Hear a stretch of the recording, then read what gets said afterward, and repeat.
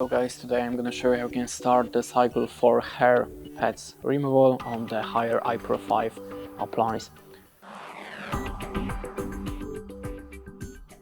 So in the first step, let's open this appliance in the home application and select the programs. Then select the wash and type the pad.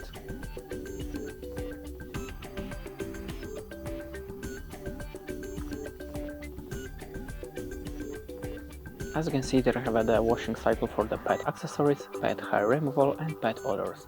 So select the hair removal, and as it's there we have a few options to edit, like a number of rising, the washing intensity or the spin speed.